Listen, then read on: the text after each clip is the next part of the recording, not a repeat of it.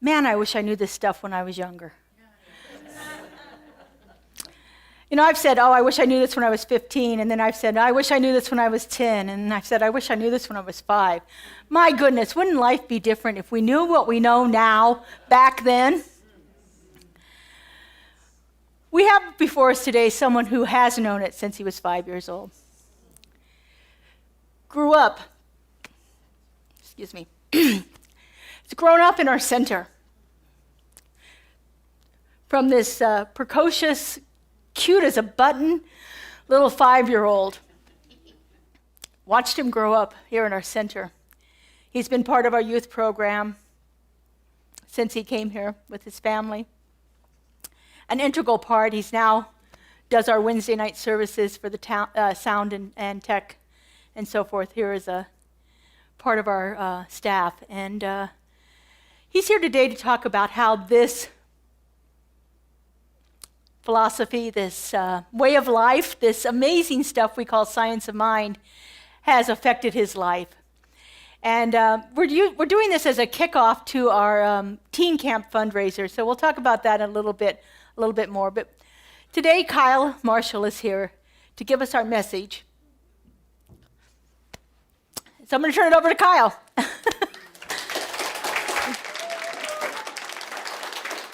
All right. Hello, everybody in the world. How are you? I am amazing, personally. Cool. Can I use this? I can. Look at that. That's my name. My name is Kyle Marshall, and as Lenora has been talking about, I have been here since I was 5 years old, and I have just grown up here, and I've been here through all of our locations, even when we didn't have a location. I was sticking around, you know. So I just want to say that this talk has been, really brewing in the back of my mind for a very long time. I was like running through a bunch of rough drafts and everything, and it was really just grim and dark. That's all I was going to talk about, was just things that are not very fun. And then when I brought it up to my mom, she was like, you can't just trauma dump on everybody and just be like, that was my talk, fundraise, send me to camp. I can't do that. But, I was told that I kind of have to have an arc, so it kind of put me in a little bit of oh, what has happened? And I just want to start by talking about summer camp of 2023. That was the time of my life that it clicked for me, what everything was all about. And that's where I got my first tattoo ideas. Sorry, Dad. So there I kind of realized, there was this kid. He went up for free expression at the end of camp, which is just kind of a time that you're allotted, about a minute to 5 minutes, depending on when you go. And he got up there and he started to tear up immediately, and I was like, oh, great, here we go. And he talked about how a few years back that he overdosed on some heavier drugs, and not even his own family would see him as a person. And going to that camp made him realize that he is someone, that people can love him, people do love him. And that always stuck with me so hard. And that's what I lived with all the way throughout my first semester of college, starting in August. And throughout that whole time, people would ask me, well, what's camp about? And I just freeze up immediately. I can't even lie. They'll just ask me, and I'll be like, well, everybody just says that they love you. And that's, all I really have to say about that. And going throughout this whole semester, I tried to keep those ideals really close to me, and everything that I had learned from this teaching moving forward. And then getting towards the end of the semester, we were preparing for finals. And, sorry everybody. On December 6th of 2023, a man walked on campus with a gun and began to shoot people.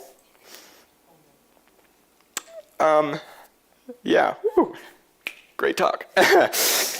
So, from that point forward, realizing the destruction that people can cause on your life, it sets a very bad precedent moving forward. Because if you hold these ideals so close, you have to see the love that is still in that scenario. And luckily for me, winter camp was right around the corner. So a few weeks later, I went to that camp. And the things that I learned from that past summer camp were really just drilled in a lot better there.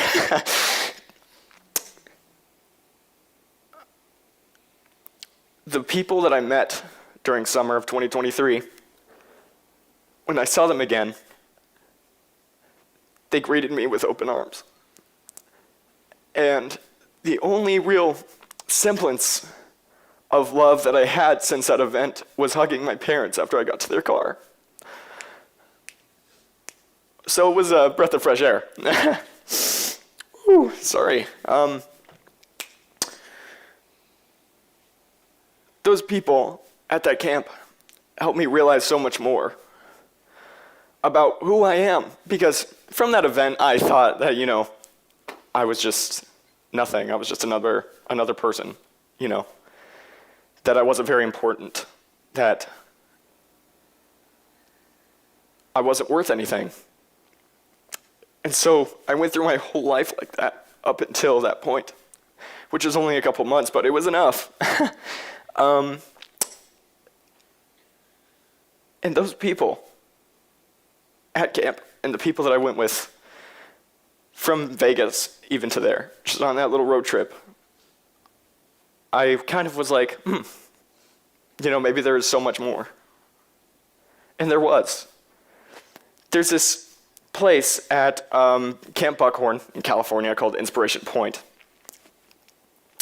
And it's like a little hiking trail. You get up there and everything like that. You look out and it's all the trees. They're all very pretty. And, when I was up there, it clicked for me even more that I am so lucky. I am so lucky. Because I am alive right now to be able to experience this. I could have been born 100 years ago and never seen what I saw at camp. Just looking out at all the trees in the mountains and hearing the birds chirp, the bugs crawling on my feet, and all that stuff. And people are so awesome, is another thing I realized there. Because friendships that blossomed in summer of 2023 just got added on to even more while I was there. And wow, when what other place in the world can you go meet someone, disappear for 6 months, come back, and then still talk like you never left? Like, I'm going through some, things right now where it's like people that I knew in middle school, I'm just meeting now again that I'm in college, and it's like we've never met before. But with people from camp, I hear from advisors that it's like, oh, I haven't talked to this person in like 20 years, but I met them here. And so we always know what to talk about. We're always still going to be best friends throughout our entire lives. And I have not found that in a single other place other than camp. And going back to school, it was hard at first, of course. But after that winter camp of, a lot of sledding, there was a lot of snow. It was really surprising. Living in Vegas, you don't really get snow. So, so many activities, so much fun was had over there that I had to now bring home. So I would meet these new people during the semester, and, I wouldn't immediately just go, do you want to know where I go to church? I wouldn't do that. But if they had questions, I would answer them. And it led to a lot of people, connecting with me on many different levels that I didn't really, knew were there. There's a lot of people that I know that really, really love what we do here. And if I was not around to tell them that, they wouldn't have ever known. There was a night this past, semester, during this semester, that I was very panicked, and the first person to pick up the phone was someone from camp. And she sat on the phone with me till 4 a.m. to make sure that I was calm and I was safe. From that point forward, I began to give back to the world. after what happened in December, I don't really like to tell people this because I don't really feel like I deserve or need the recognition for it. But I try to give flowers to the business building every month. I try to be there for people that never had someone be there for them before.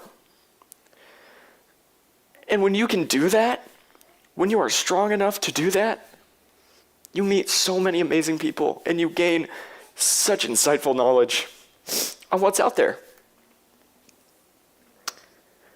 And I just try so hard to make sure that as many people as I can love are loved, even if they are not in the consciousness that we are in now. There's still things I struggle with a lot. And, you know, I could go really, really deep into this and just kind of like tell you guys everything, but I don't think I should do that. I don't know if you guys would want to sit through that. But I am so lucky to have known the people that I surround myself with every single day. I go to school and I say hi to these people, we joke around, and, you know, if you're like walking around with us or anything like that, you'll kind of just be like, oh wow, they hate each other, but we love each other so much. Like, you guys have no idea. And these people, you know, help me realize so much even after camp. Help drill it into my head even more that I do matter and that I do exist here in this time. And that I can look out at all the mountains that are around us, even if they are just bare and, you know, dry. And I could say, wow, those are beautiful. Because nobody else in the world can see those mountains through the eyes that I see them through.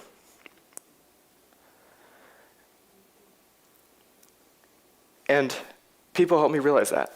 People as in everybody help me realize that. Everyone I surround myself with. I am now in a spot where I feel this love so heavily. And I try very hard to give back. As hard as I can. You know, there's some things that are just simply out of my control, and all I can do is just hope them the best and wish them the best. And this is a very long journey. You know, people don't get to go through the experiences that you went through. And realizing that you are so unique and that you are one in however many people could ever be born. You know, there was something that Neil deGrasse Tyson was talking about on a podcast. I forget where it was or when I heard it, but he said that all of the people that could ever be born will never be born because of all the genetic combinations that you can have. And to think that I was so lucky to be put in this life right now, where I can talk in front of all of you about this. It's so powerful. It is so powerful. And I really want to thank my friends that have helped me get through so much. Wow. My friends from camp, the friends that I see every day, the people that I look to as mentors, and my parents. I love everyone so much. And I can now say that with my chest. I can look in the mirror every day and go, wow, you are handsome and I love you very much.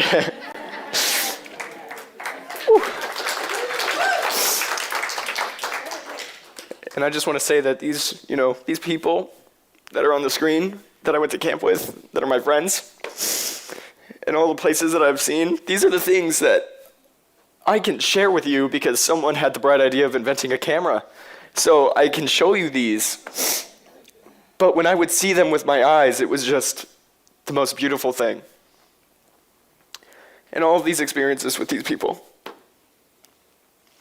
You can see my friend Wynn sledding.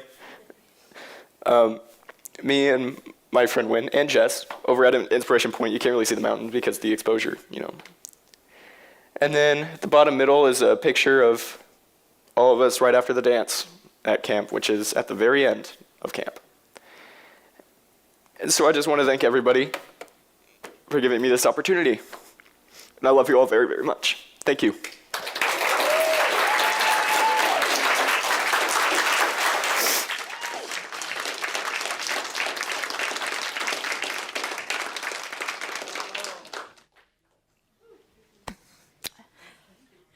Sometimes it's hard to talk after things like this. Oh, I want to tell you something about Kyle that he didn't say. But this I know. On that day in December, when they were sheltered in place, people gravitated to Kyle because he was a place of peace. They don't know why, and he wasn't saying anything, but he was a place of peace that brought calm to the situation, which we can only imagine being in. That is the power of this teaching, and that is the power of moving through it, and that is the power of the future that we are creating when we send these kids to camp. I had the fortune to go to camp last summer.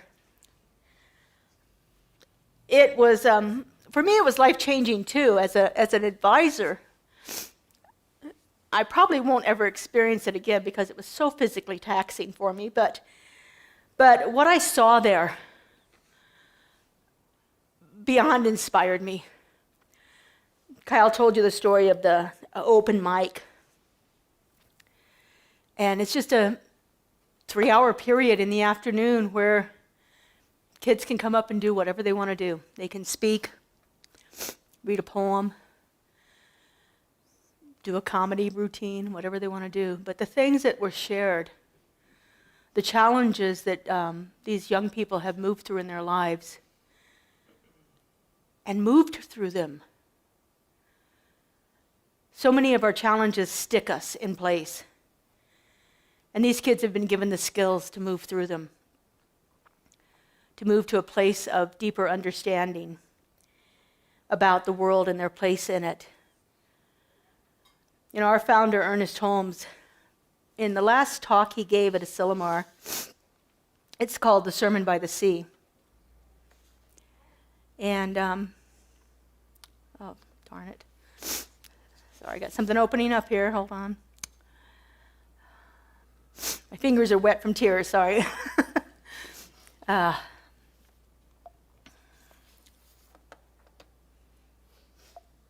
on.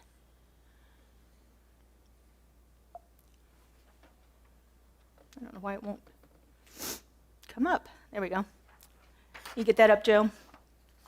Ernest says this in the Sermon by the Sea. You find me 1,000 people in the world who know what religious science is and use it and live it as if it is. And I'll live to see a new world, a new heaven, a new earth here. In the 18 years I've been here, we've sent more than 1,000 kids to teen camp. Our future is bright because of it. Because these are people who are learning these principles at a young age and then living their lives from it. We're blessed to be witnessing it. We're blessed to have this as our future because the future is bright.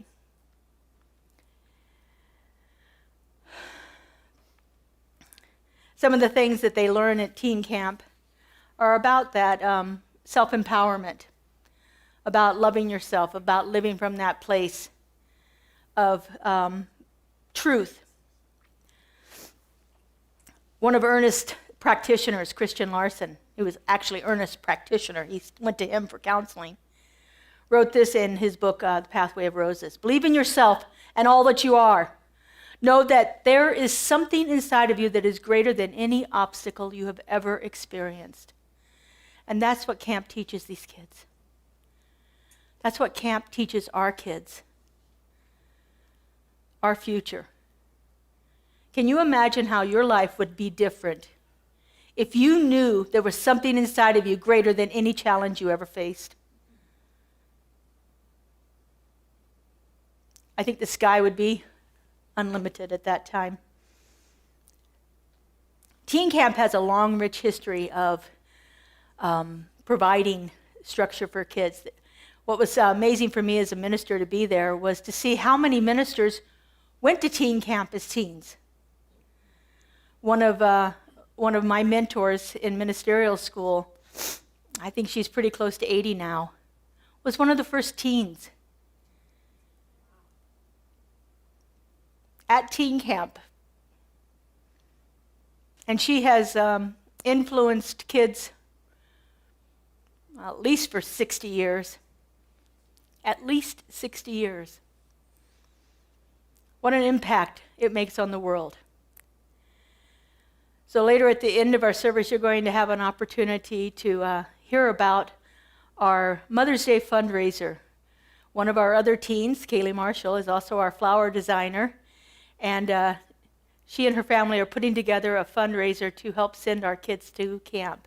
I see some more of our kids out here in the audience. I'm glad to see you guys here, Chloe and Celia, and all of you here to join us in this. And so I hope you consider supporting it. The fundraiser will go through Mother's Day. We have to order. You have to pre-order, right, Kelly? Yes. Yeah, they have to be pre-ordered. So we'll have a couple of weeks to get those orders in so that we can get the flowers done for you. So anyway, let's go into prayer, folks. I invite our practitioners to stand and surround the sanctuary. Thanks, Justin. I'm about done with it.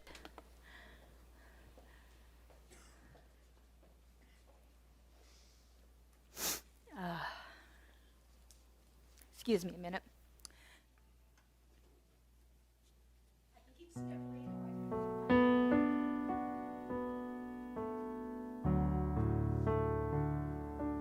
want to pray with me? Come on up.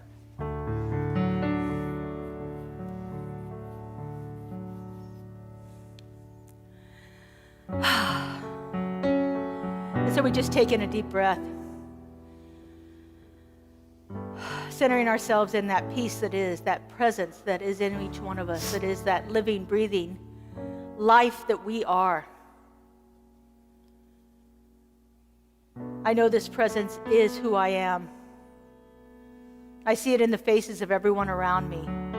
I know that each one of us is divinely connected to that power, that presence, that love intelligence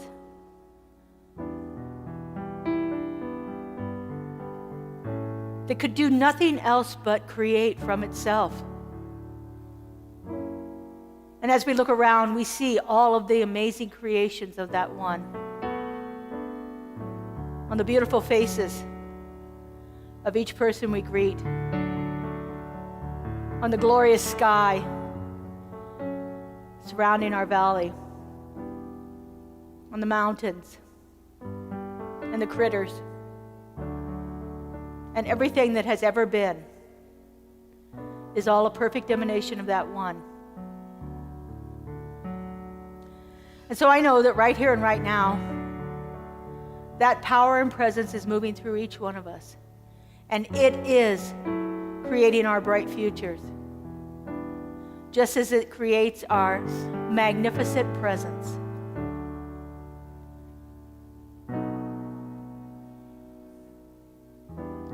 I know that there is no limit to this one. I'll let Kyle speak a little here. I know that we are all creations of the universe, created divinely and equally as we move through our experiences and return to once we once were. I know that we are all so embedded with love, so embedded with kindness,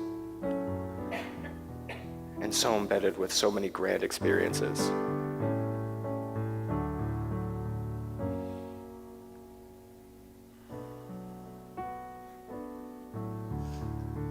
And how good it is to know this, how good it is to feel it and see it operating right here in our lives. I know that our future is bright. It is alive with promise. And I am excited as all be to see what's happening in our incredible world, in our incredible community, and with the future of Centers for Spiritual Living so well established. I am just grateful. And so I release this word into the law, into that creative mind that says, yes, yes, yes, that knows no limit, no lack, and is always unfolding for the highest and greatest good of all. I let it go and I let it be.